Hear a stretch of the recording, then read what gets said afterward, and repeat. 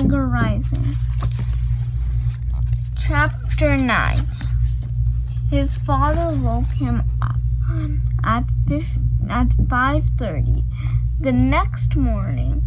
"Come on, son," he said, shaking Rob's shoulder. Come on, you're a working man now. You got to get up." He took his hand away and stood over Rob for a minute more, and then he left. Rob heard the door to the motel squeak open. He opened his eyes. The world was dark.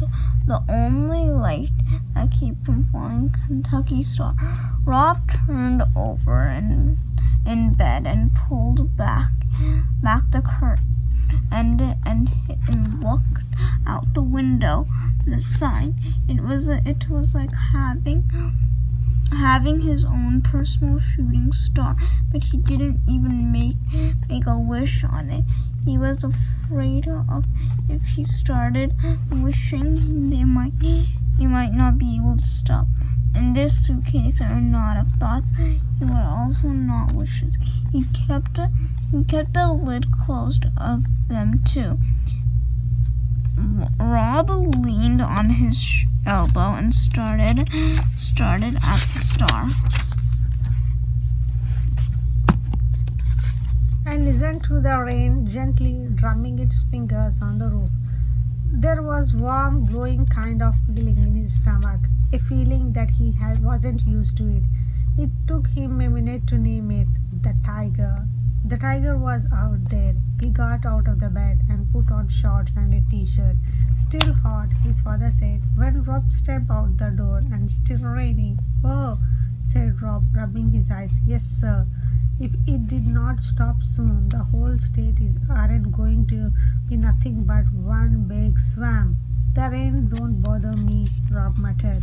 On the day of his mother's funeral, it had been so sunshiny that it hurt his eyes. And after that funeral, he and his father had to stand outside in the hot, bright light and shake everybody's hand. Some of the ladies hugged Rob, pulling him to them in jerky, desperate movements, smashing his head into their pillowy chest. "If you don't look just like her," they told him, rocking him back and forth and holding on to him tight.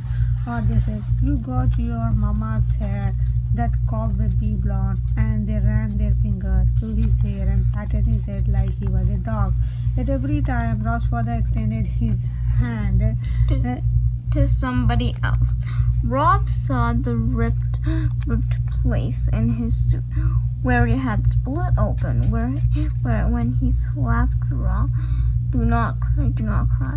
This was what the sun made him think of the funeral, and so he didn't care if he saw the sun a swamp.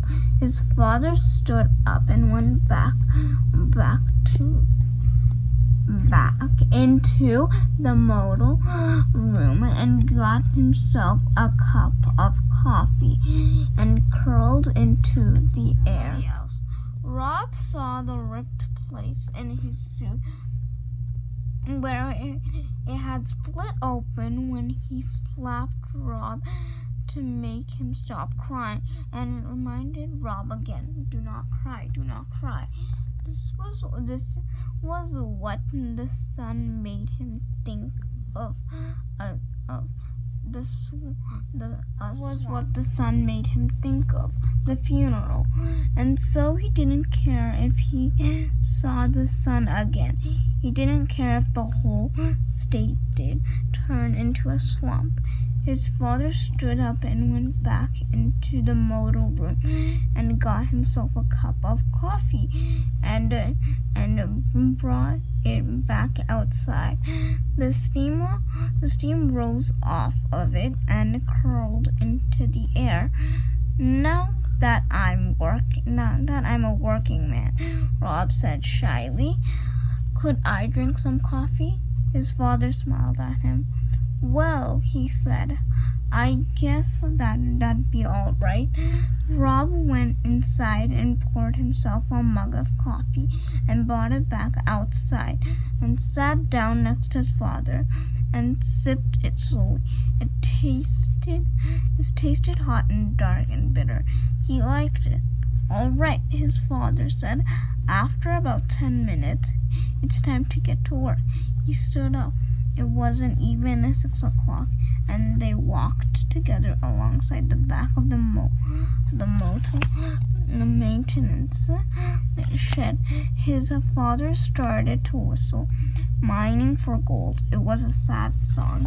He used to sing this song. He used to sing with Rob's mother.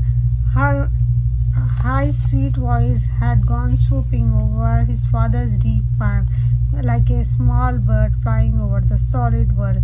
His father must have remembered too, because he stopped halfway through the song and shook his head and cursed softly under his breath. Rob let his father walk ahead of him. He slowed down and started into the woods, wanting to see some small parts of the tiger, a flick of his tail or the glow from his eyes, but there was nothing to see except for the rain and darkness. "Come on, son," his father said, his voice hard, and the Rob hurried to catch up.